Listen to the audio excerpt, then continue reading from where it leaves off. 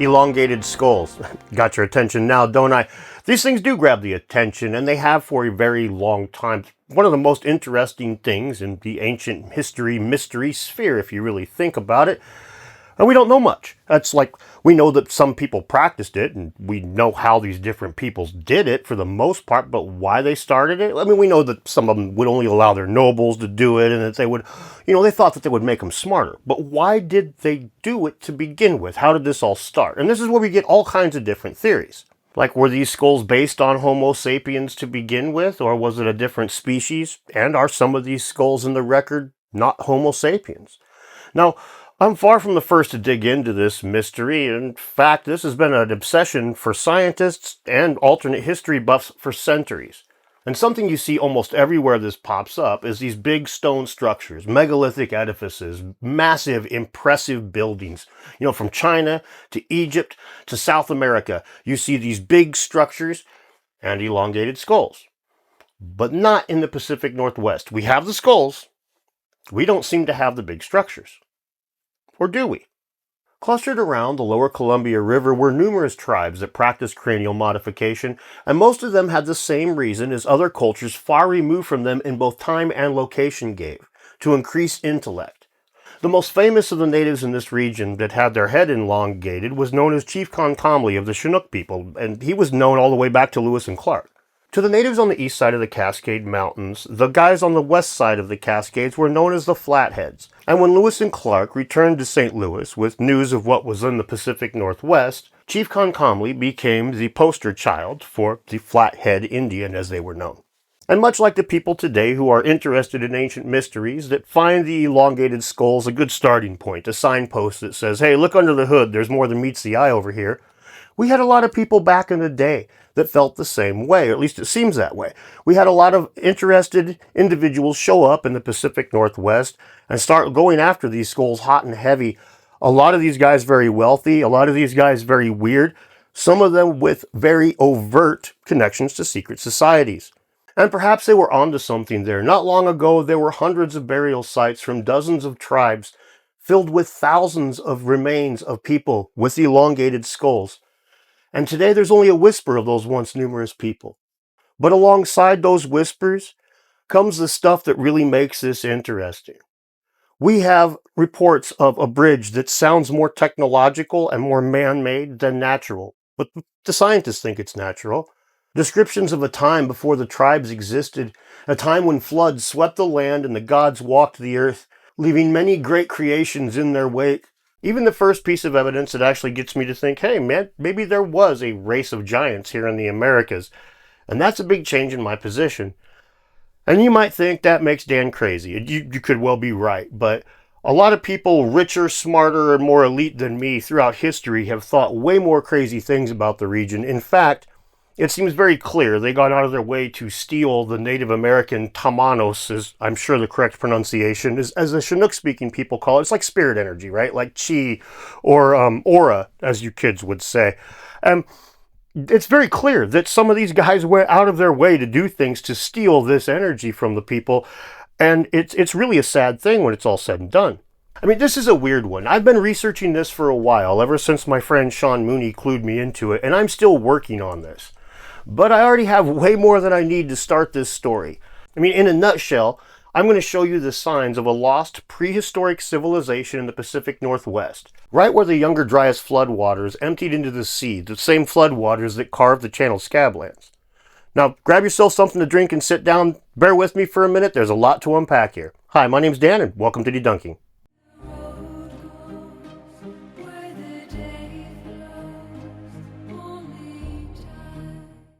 Back when the United States was still a young nation, Thomas Jefferson bought a huge chunk of land from Napoleon so the little Corsican could terrorize Europe and give us the setting for Sharp's rifles. Now, the land Jefferson bought was largely populated with American Indians who didn't exactly sell the land, and it hadn't been explored by any white folk from the United States yet, so Jefferson commissioned the Corps of Discovery Expedition, more commonly known as the Lewis and Clark Expedition.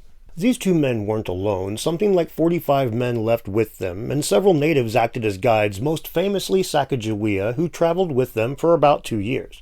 Now, when they reached the beginning of what was soon known as the Oregon Territory, which is made up of what is now Washington, Oregon, Idaho, and pieces of some of the surrounding states, they noticed the Native Americans often had misshapen heads in some tribes west of the Rockies. Now, at first it was sporadic. Only a few tribes practiced it, and only a few people in those tribes had their heads modified. But as they got closer to the coast, more tribes did it, and more people in the tribe, until it was a ubiquitous practice amongst free people.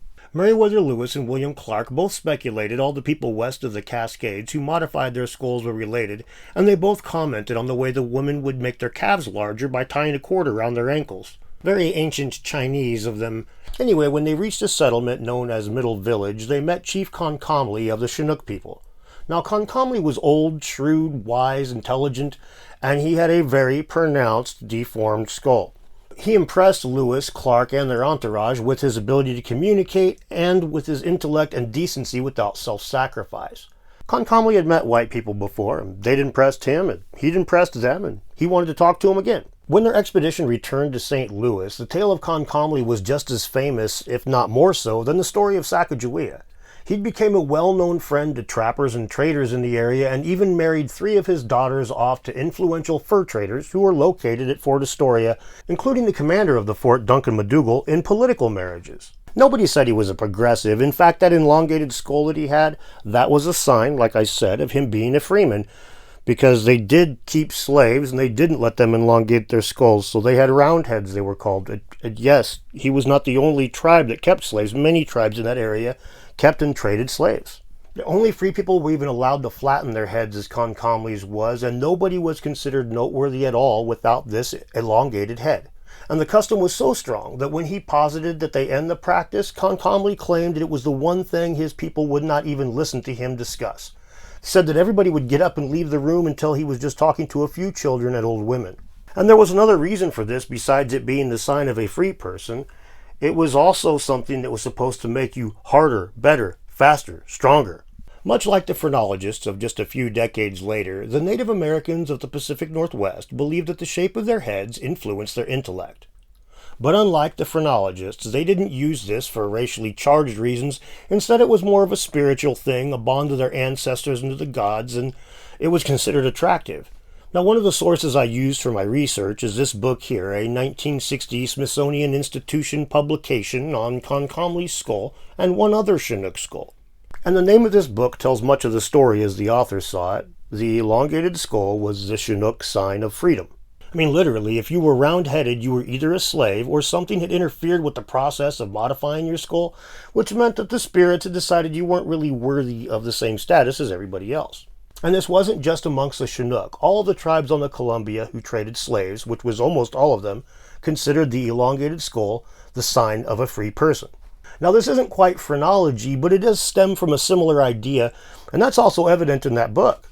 I mean, despite the pseudoscientific ideas behind phrenology being discarded in the late 1800s and almost completely gone from academia by the early 1900s, this 1960 book cites the measurements of these 2 skulls taken by phrenologists.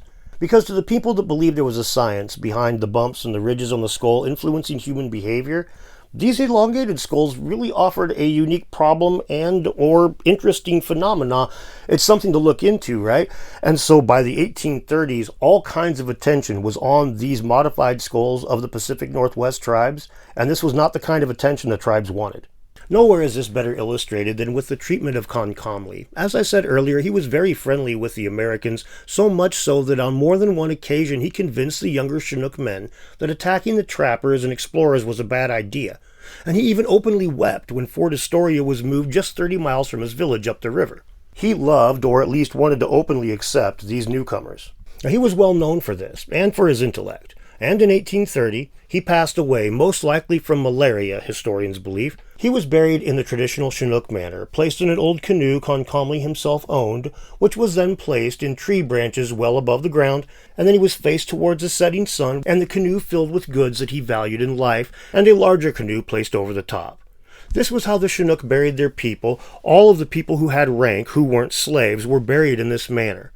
And it was surprisingly good for preserving them, with more than one explorer commenting on the remarkable state of preservation these skeletal remains displayed. Not long after his aerial burial, Concomly's body was hidden and moved, placed inside of a nailed-shut box, and buried in the ground somewhere where people wouldn't find it.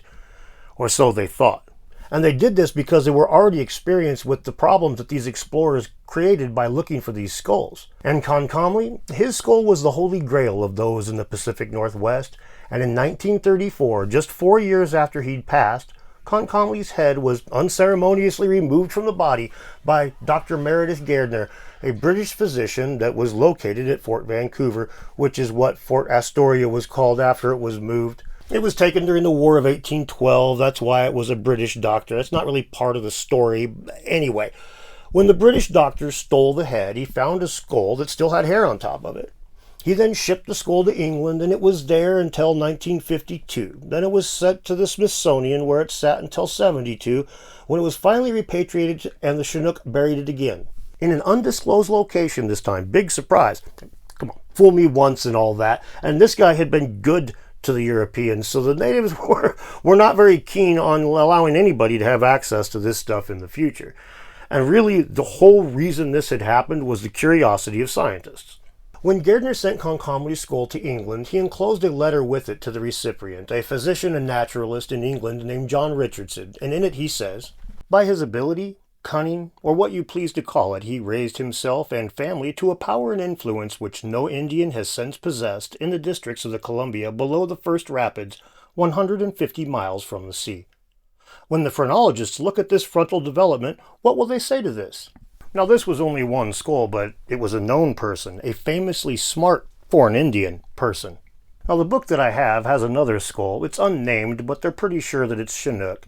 In 1836, it was obtained near the fort by an ornithologist from Philadelphia, John K. Townsend. He sent the skull of a, quote, unknown Chinook chief, unquote, to Samuel G. Morton, who used it in his 1839 work Crania Americana, which was a massive book on the different skulls of the indigenous Americans. Morton was considered the father of physical anthropology until more recent times, when his legacy of scientific racism supplanted his legacy of methods and new techniques, making him less of a desired role model to the scientific community. But his work is considered foundational despite being revolting to most people today. And I do mean most, not all people, sadly. And the way Townsend obtained this skull and many others was the common way to do so back then for scientists. The same thing that was done to Concomly. Open the burial enclosure, whatever it may be, chop off the head, go to the next grave, repeat. And this, of course, was frowned upon by the natives for some reason. But this caused them to start hiding their burial sites a whole lot more diligently than they had in the past, abandoning sacred burial grounds for any location that they considered harder to find or get to. Now, in fact, they had already used islands as burial sites for most burials, as we will discuss more in a moment, but the islands kept larger animals from eating the remains of their ancestors, and that was pretty cut and dry reason to use them. But some islands weren't used for this, and some burial sites weren't on islands. Some of the islands had been looted pretty heavily. Some were not so sure how much they were looted. They probably still have stuff on them today. And then there's some of the places that just weren't islands at all. One of those was Mount Coffin near Longview, Washington, and this seems to have attracted the attention of a lot of secret society members throughout history. Located along the bank of the Columbia River in what is now Longview, Washington, Mount Coffin's gone. Completely gone today, nothing left of it at all. It was described as a noteworthy mound of basalt, common as a bedrock in the area, and it was covered in the burials of the Cowlitz people, another Columbia River tribe that practiced the same elongation of their heads and kept slaves who were roundheads. As far as history records, 1792 is the first time that honkies set their eyes on Mount Coffin, and they said there were around 3,000 of those burials that I described earlier with the two types of canoe on there at that time. Mount Coffin was a rock partially covered by forest and completely covered by grave boats. Every one of those boats would have had an elongated skull inside of it and was watched over closely by the Cowlitz people. It was lightly looted for the skulls from time to time. From what we can see in the record, it only happened a few times. Many descriptions of people visiting the site back then describe untouched burial canoes and warriors watching them closely as they passed through, although a couple reports do claim to have taken skulls or other artifacts from the sacred rock. But in 1841, the site was changed drastically and forever. Those 3,000 or so burials that I mentioned all just vanished with the blink of an eye, never to return.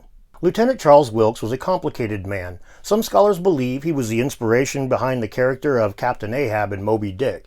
He was so headstrong and had such little concern for the men under his command, he was subject to 2 court-martials.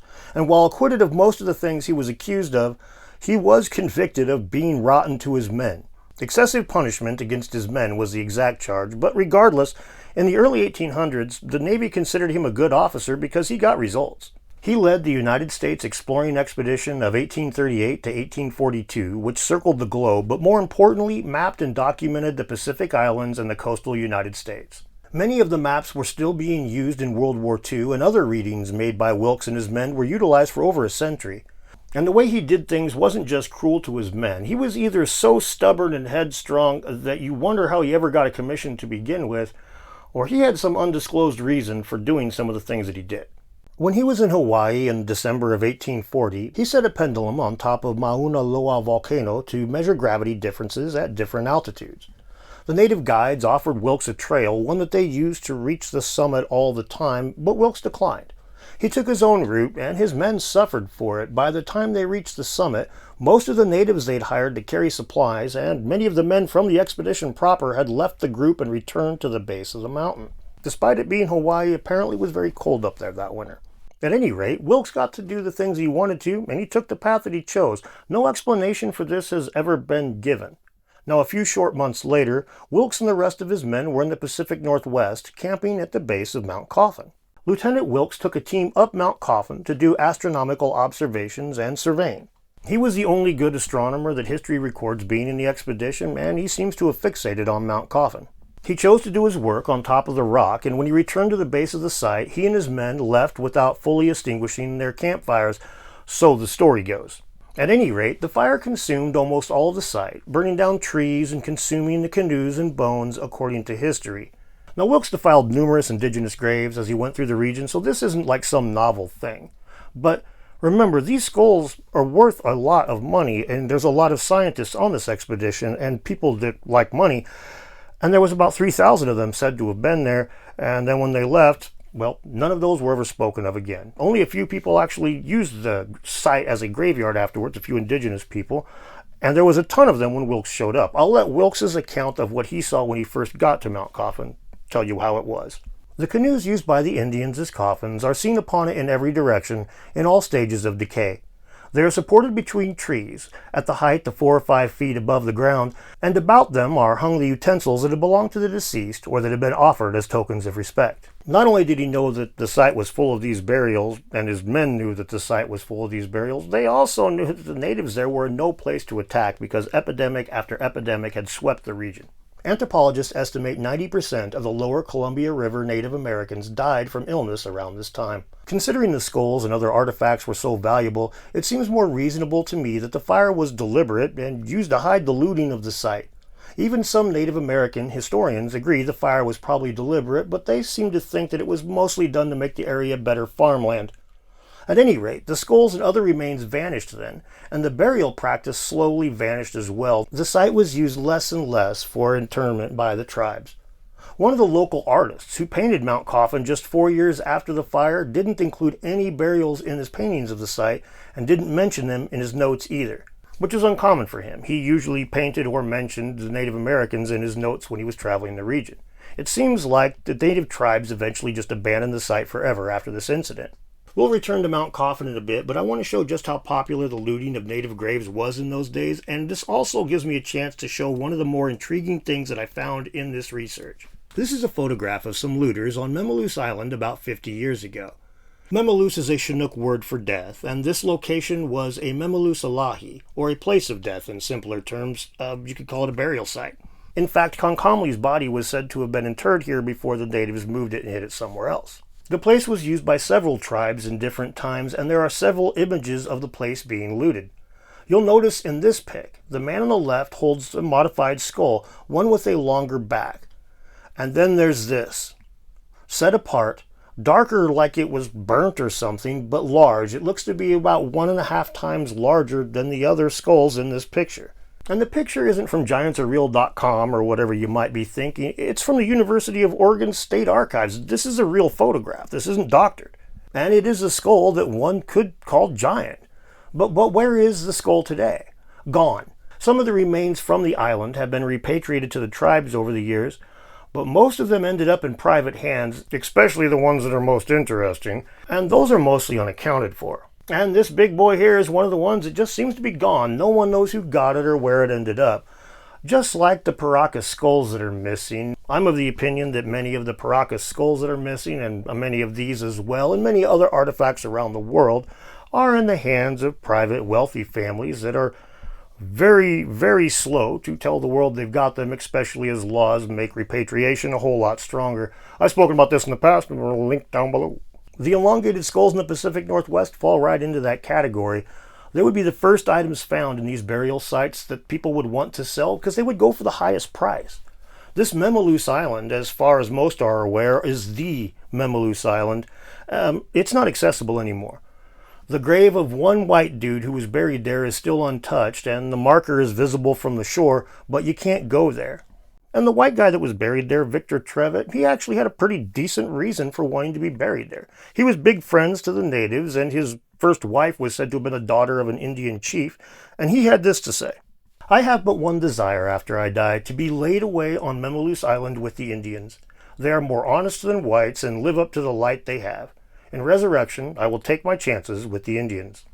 What interests me about this is that Victor believed that his place of burial was important in order to be resurrected with the natives or like the natives. But this is where the story starts to really get crazy, to be honest with you. And before I continue, I should point out that I personally don't believe in any rituals or spirit stuff or magic or woo or whatever you want to call it. For the most part, I'm pretty skeptical of that stuff. But the fact is, if Victor believed in things that I don't, then he would make choices that, to me, would seem counterintuitive. And it seems to me someone, or a group of someones, has gone through some trouble and spent a pile of money to make sure that these sites are really not utilized in the way Victor believed he was doing. Whoever these people are, they seem to want to keep that perceived mojo in their control or off limits entirely. And thankfully we do know who some of them are, as we'll see shortly. Many islands were designated Memaloose Alahi, and there are several listed on Wikipedia in the list of places with Chinook jargon names page. And every one of these is inaccessible. One is on private land, one is underwater, the one that we already looked at is a state park and off limits, and amazingly, one is actually controlled by the local tribe, and it's off limits as well, for some reason. But honestly, it's difficult to find information about these on the internet. There is that list that I mentioned, but when you use even the coordinates from that list and plug it in, a lot of times it just says, no, you mean that Memaloose Alahi that's out in the middle of the Columbia River that's a state park. Even though one of them is not very far from me, it still didn't come up until I probed and prodded and eventually got Google to cooperate with me. Now, I'm slow to say that that is actual manipulation from the top down or some conspiracy theory. It just seems more like nobody knows about this stuff. But that in and of itself is kind of a betrayal of some sort of BS going on, as I'll discuss more in a minute. Now, the island is not far from me as a testament to how far the Chinook influence ran. It's about 300 miles from the coast. And these aren't the only Native American burial sites in the region that are off limits entirely, but not protected like the ones still controlled by tribal bodies. Mount Coffin and another similar site, Coffin Rock, both were erased by industry in the 20th century. Now, Mount Coffin is spoken of by the old-timers in Longview, Washington, as being partially terraced and changed by unknown human hands. Like the Native Americans had changed the rock to suit their needs, and some even claim that it was partially artificial, a man-made rock mound similar but distinct from the earthen mounds back east. Normally I don't concern myself too much with the rumors of old-timers in a small town. Longview is a little bit different though, and not only is Mount Coffin something that people say may have been modified by human hands, there's something that the native myths basically outright claim was made by the gods. The Bridge of the Gods. Numerous Native American legends refer to the Bridge of the Gods, a rock bridge that crossed the Columbia River, and when it collapsed, it became the now underwater Cascade Rapids, a 2-mile stretch of waterfalls that was the first place in the region that the natives considered a salmon trap. Now, Lewis and Clark and a number of other explorers saw signs of this bridge having recently collapsed in geological terms. Trees underwater was the biggest sign.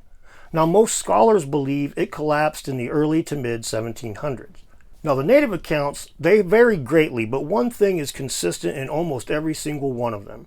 There was a long, dark, scary tunnel that went under this bridge, and that was the only way down the Columbia at this time.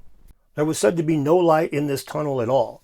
And this actually flies in the face of the academic explanation for this bridge. They believe the rocks on the side of the mountains slid into the river and dammed it up, making a natural bridge, and then another rock slide or perhaps volcanic activity destroyed the bridge, leaving the rocks behind to form the Cascades. But this ignores the tunnel, which is a huge part of the story. All manner of explanations have been posited, from an overhang of rock being the tunnel, or the tunnel being exaggerated and it was just a tiny tunnel like a normal bridge. And it also ignores the stories that say the bridge housed a mystical magic fire and a beautiful woman that guarded it. I mean, the stories vary a lot. But one of the myths was really interesting to me because what it had to say about the origins of the people. For hundreds of snows, the bridge stood there above the water until long after the first Indians came to Earth. This is important because their creation myths place the origin of the tribes happening after a number of floods had come through the area, at one point creating a great inland sea. And this sounds eerily like the flood or floods that were said to have created the channeled scablands. The legend says that back when the animals spoke and were smart and emotional like people, a giant beaver named Wishpush slapped his tail in the lake and caused the waters to flood. He repeated this, destroying the walls of riverbanks and causing the entire region to be filled with water. Finally, he created a path to the sea from the inland region and rode the waters into the Pacific Ocean. Still, he angrily slapped his tail and ate whales and other creatures in the sea, so the coyote god Speely dove into the sea and kicked the beaver's tail. Yes, pun intended. Speely brought the body to the beach and carved it up, making the tribes from the corpse of the beaver. Fun fact, the Chinook were said to have come from the stomach of the beaver because they are greedy. And this makes a lot of sense if you think about it. If the Younger Dryas was such a horrible catastrophe that it wiped out a bunch of people, they probably wouldn't have identified themselves with the same tribes that they did before the catastrophe, right? And what that means is that these two myths together say that the Bridge of the Gods predates the Younger Dryas catastrophe. And it had a long dark tunnel. Now I can think of no natural way that this would form.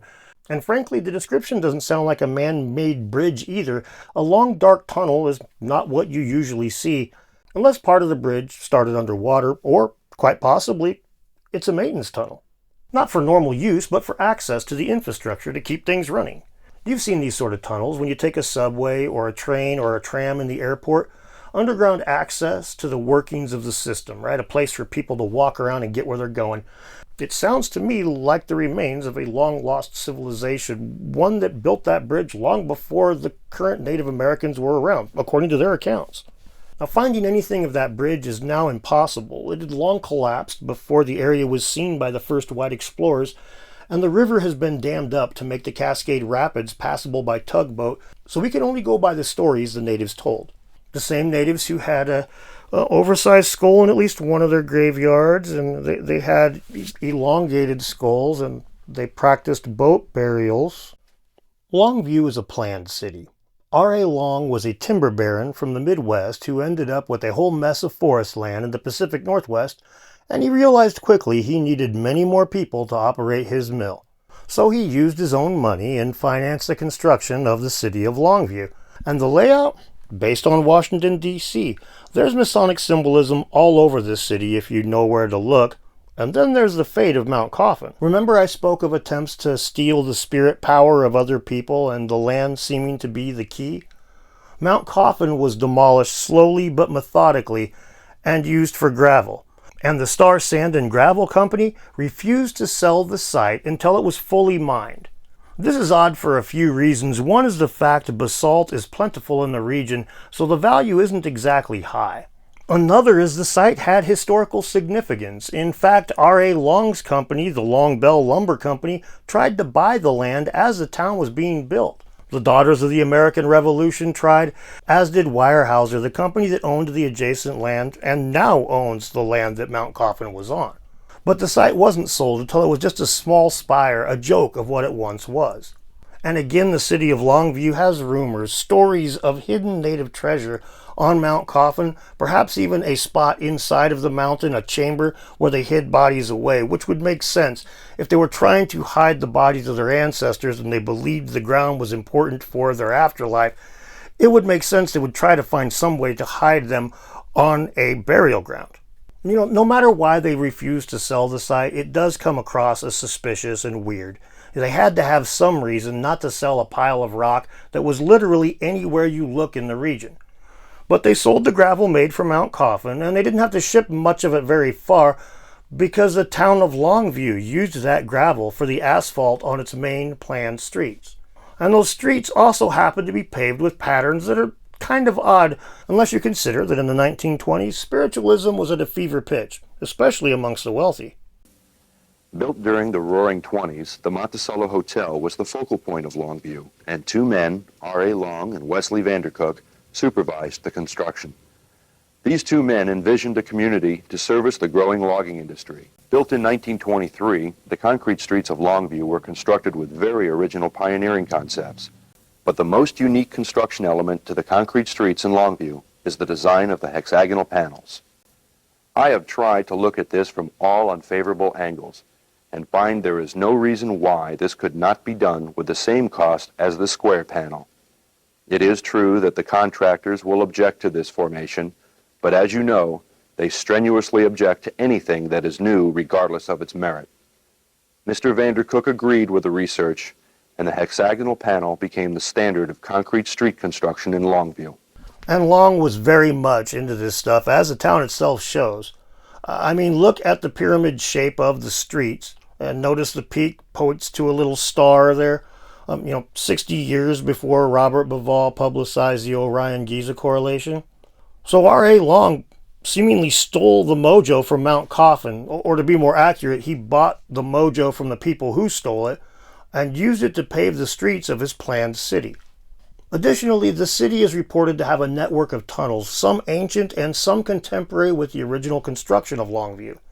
Tunnels that could lead to Mount Coffin or to the river, it's hard to say for sure. There's a lot of rumors in the city of Longview, and I plan to investigate them, more boots on the ground, because it's not far from me at all. What I can say for now is the city was designed with the intention of maximizing labor without allowing the laborers to get too ambitious. Basically, they wanted to keep the rich people rich and the poor people poor. And the rich people in that town, the rich families that founded it, a lot of them are still there. And some of them may well know what R.A. Long was up to with all of his goofy Egyptian symbolism. We can't say for sure, but some of them guys might know. What we can say is that he wanted to incorporate Mount Coffin in some way into Longview, and managed to do it. R.A. Long may have learned about the spiritual significance of Mount Coffin from a secret society, like the Freemasons. The time was perfect for this. As previously mentioned, the Western world's rich and famous were obsessed with psychics, channeling, ghosts, ancient religions, and all manner of pagan beliefs. People like Madame Blavatsky, Edgar Cayce, and the infamous Aleister Crowley were all the rage in the circles of wealthy people, and it seems quite obvious R.A. Long had been bitten by this same bug. Additionally, Lieutenant Charles Wilkes, the guy who accidentally burnt Mount Coffin to a cinder, his dad was John Wilkes, prominent member of the Hellfire Club and the UK Parliament. As you'll recall, Lieutenant Wilkes frequently had the mind to go somewhere no one else had told him to go for reasons only known to him. So if he was the recipient of some secret knowledge, then his actions may be more sensible than most believed. His strange choice of a path in Hawaii angered his men, but perhaps he had a reason, something he learned from one of his connections. The fact his expedition is responsible for the disappearance of thousands of the burial canoes is suspicious, but he also did his surveying and astronomy work from the top of Mount Coffin. If other Freemasons like Lewis and Clark, or perhaps people from the more radical ideas like the Knights Templar hiding in the Americas, or some sort of other, much earlier contact between the continents had occurred, with memory preserved in secret societies, the knowledge of the interesting landmarks would be something some of those early explorers could potentially have access to. There's a lot of these kinds of stories out there. Some believe that Christopher Columbus deliberately discovered the Americas using maps passed down through secret societies, going all the way back to the Library of Alexandria. And of course, if you're a regular viewer of the channel, you'll no doubt be aware of the work of Graham Hancock and his similar beliefs involving the Piri-Reis map or Ronto-Phineas map and others like that. At any rate, it is clear that secret society symbolism ended up in the city itself. Say that 10 times fast. And that is weird enough for me, to be honest. We have a dude spending a small fortune to build a city, to concentrate labor for his business, But he incorporates so much weird symbolism, he had to have made some uneconomic choices. And then we have cover-ups. I mean, you can't visit the place where Mount Coffin used to be. Well, there's some other places. In fact, my friend Sean Mooney, who clued me into this rabbit hole to begin with and has been very helpful in my research, he actually is one of the people that believes that Mount Tum Tum is potentially a pyramid that's long overgrown with the forest. And personally, I'm skeptical of such ideas, but it is curious that Tum Tum Mountain is off limits. But there are a couple of places that one could potentially still visit. Like this painting. This was made around 1950 or 60, but it was found in the cellar of one of the early stores in Longview, the Corton building, which was owned by the Corton family. The cellar had a bug-out bunker, which is like a place to hide from the end of the world or angry tweakers or whatever. And inside of there was this painting turned up and facing the wall. Now, according to some of the locals who've seen it, it seems to depict an area of the Columbia River long before the dams raised the water, with Mount St. Helens in the background and this long overgrown castle. Clearly, there's no castle there, and even if one was there, it probably wouldn't look like a European castle. But what is really curious, if you look at the spot where the locals say that castle would have been, there is a square there, like a footprint of a building that used to be there. You can go to that spot too. They say, I haven't been there yet myself. I want to put my fingers there and take a look around. That will happen in the near future. May well be the only one of these sites you can actually put your fingers on until this video comes out, and then we'll see. But what is very interesting is, on its own, this would be nothing, but you start to get this pattern, this story, stories of structures, and then more rumors of structures, and then here's a picture that may represent a structure, and all of a sudden it starts to become worthy of looking into, and it seems like the big signpost that tells you to start is the elongated skulls. The Chinook and other tribes that practice cranial modification are only well known to locals and historians with a focus on the region. And of course themselves, these tribes are still here and stronger than they have been in the last couple of centuries. They speak openly of their ancestors practicing cranial modification, but the mainstream historian seems far less apt to really discuss this in any detail. I mean, don't get me wrong, if you Google Chinook Flathead Indian or Chinook cranial modification, you will find discussion of this. But if you just Google Chinook, you usually won't see much talk of this. And if you stop at, say, a rest area in the region and you see a little panel that's got the Chinook pictured there and they're talking to some white settlers and they're all hanging out together, that native 100% looks like the old Indian from Gunsmoke. It don't look at all like a modified cranium dude like Concomly looked. And again, he was famous back in the day. This has just kind of disappeared. And for anecdotal evidence, in my own research, I've spoken to people that I know personally who live closer to the Chinook than I do. People that are into this sort of thing, and they didn't know that that region had elongated skulls. It just wasn't a big deal and isn't a big deal anymore.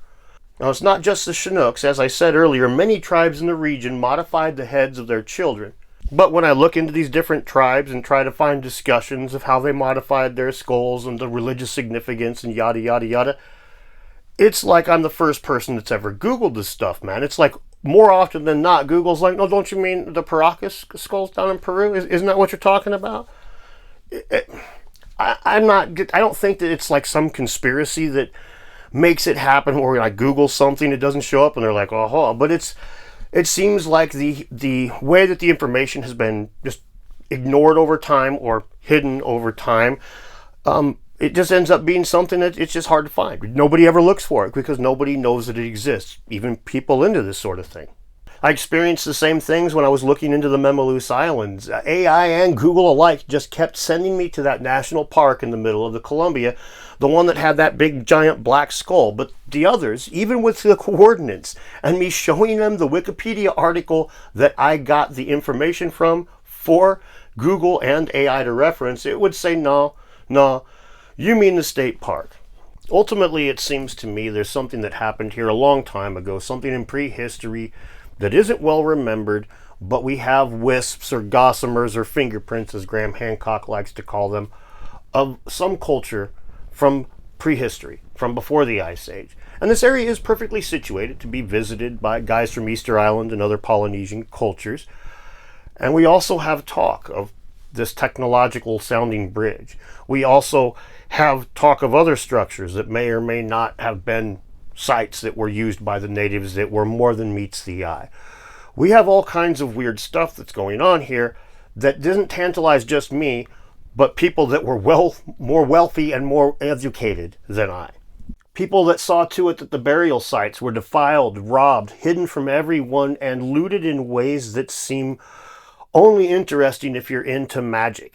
And the natives who used them originally quite often have the same access to the site that I do, which is none. We have consistent, openly recorded secret society involvement surrounding Mount Coffin since the very first explorers saw it. And they consistently spoke of it in awe up until one of them stripped it of its treasures, burning the place to the ground, basically, as he did so. Unless you think the fire was an accident, which I know. I mean, it is hard to put out a fire that's located right by the river. That is pretty difficult. I get that. So, and you know, honestly, though, this is the only picture of a giant skull, quote unquote, that I would ever think is real. As all my research, usually it's just like clearly doctored pictures or just like, come on, man. But this is like, this isn't some BS pic, and that's really weird to me. I mean, it's got me scratching my head every time I talk about it. I feel sheepish because this is outside of my comfort zone. And then you've got the weird stories of the people of Longview themselves that really just get like, I mean, every town's got its little weird, goofy historians and whatnot that talk about crazy stuff, but this is a lot more backed up by the historical accounts. Now, those stories are all second and third hand now. The children and grandchildren tell them, but the same elite families still have influence there. And the new families who gain influence, well, you remember that I spoke of some sort of quote-unquote magic seal that was made during Longview's construction?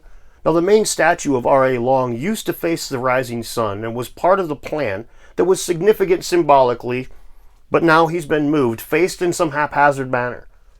The geometric designs that used to be in the town's streets have been changed to these standard rectangular designs that you see in every city. And there's other things as well. It seems like the more influential, newer families in the city of Longview aren't just unaware of that Masonic symbolic stuff that R.A. Long and his friends were up to. Seems like they're openly opposed to it. And it could be that they're just being trolls. It could be that they're just, like taking a crap on something they don't care about. It could be that they are completely unaware and just, happen to be, throwing the rocks through exactly the right windows, so to speak. But it seems to me there's something more at play here. The more that I look into this, the more it just seems freaking weird, man. And, there's a lot of things here. The cover-up side of this, the different structures that there are in the region, the exact processes that they used on the different tribes to modify their craniums, which were numerous. All this stuff really demands its own little video on its own. And those will be coming down the pipes, assuming you guys want to talk about this stuff. I thank you very much for watching. I'm going to be in Scottsdale, Arizona in just a couple of weeks, and I'm going to be talking about more of this stuff in detail. Stuff that I'll be covering in videos down the road, but if you're down in Scottsdale, you're going to get first crack at that stuff, and you'll get to shake my hand or throw rocks at me and tell me I'm stupid. Your choice. Anyway, tickets to that are down below. Links to support the channel are down below. Thank you very much for watching, and I love you guys so much. We'll see you next time.